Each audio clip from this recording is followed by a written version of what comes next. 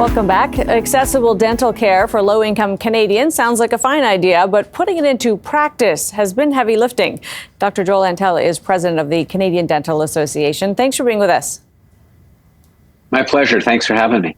Well, so let's start with the broad view of dentists about this plan. Obviously, access to dental care is seen as a really important part of overall physical health. Are dentists signing up for this idea? Dentists aren't signing up in a big hurry right now because they're still waiting for more information on the plan, but they are definitely in step with the government at realizing how important this is and wanting to get this done right.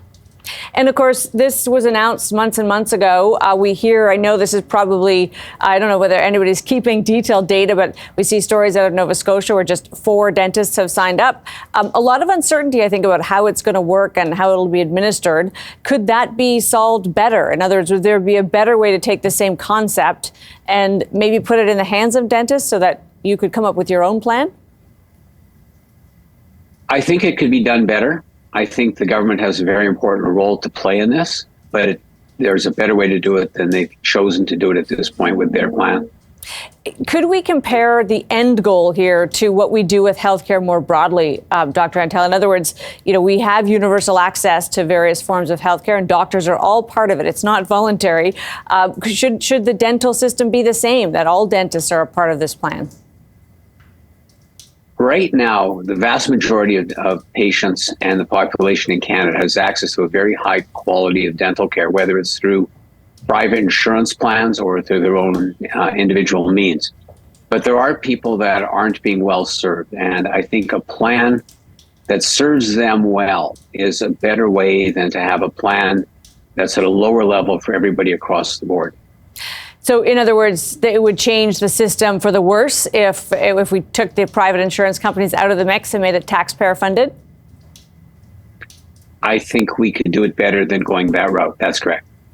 Is there a fear on the part of dentists that your livelihoods will be affected by this because the government is introducing this concept of low-income access? I don't think any of the dentists are concerned that their livelihoods are at risk, as much as they're concerned about not being able to keep the government programs sustainable in their offices. And they want to see the patients that are brought in because of this plan be able to come and get the care they need and stay as long-term patients getting that care.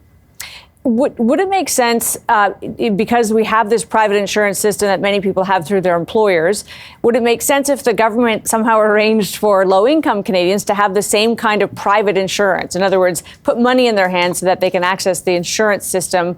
Would that be one way to level the playing field? There's a lot of different ways this could be done. I think a plan going down the road the government's been going could work, but it has to be much more akin to private insurance. Right now, it's quite opposite to private insurance. If you had to guess, this has been in the works now for a little while. Are we close to having something that will be in place? Are we months or years away from actually having a plan that'll work for low-income Canadians? I certainly hope it's not years. I'm hopeful that it's months, but there's a lot of work to be done yet. This is a very ambitious plan, and I have to give the government a lot of credit for trying to do something in months that really could take them years to do. I think it's moving along at a good rate. We just aren't there yet. And do you think we'll get there in the near future? I'm hopeful. As are many others. Doctor, thank you for being with us for this. Appreciate it. Thank you very much for having me. I appreciate that as well. Dr. Joel Antel is president of the Canadian Dental Association.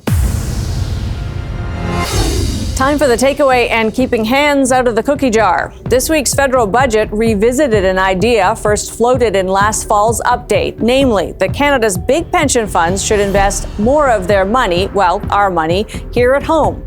The funds, including the Canada Pension Plan, Quebec's Caisse de dépôt, and Ontario's Teachers' Pension Plan, are all sizable enough that the world is their oyster when it comes to investing. And in recent years, they've taken advantage of that size and influence to access global investments that match their needs.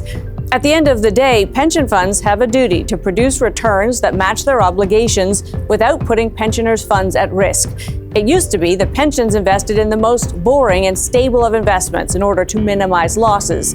Now, size means they can use the power of diversification to minimize risk while increasing their returns.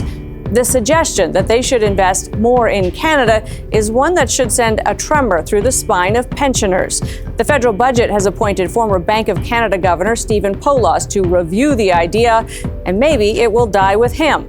It's not as if we don't want large Canadian investors like the pension funds to look at Canada as a place to put capital. Of course we do. But they should want to look there because it's a good place to invest and the specific opportunities match their needs. If a pension fund is persuaded or leaned upon politically to put money somewhere for any reason other than its mandate, we open a very dangerous door. Political pressure should have no place in how our retirement funds are invested for the simple reason that it will almost certainly make for bad returns. Perhaps not all the time, but often enough. My takeaway? If we want to be attractive to investors, there are things our government can do, but forcing pensions to invest where they otherwise would not is just trading one problem for another. That's Taking Stock for this week. I'm Amanda Lang. Thanks for being with us.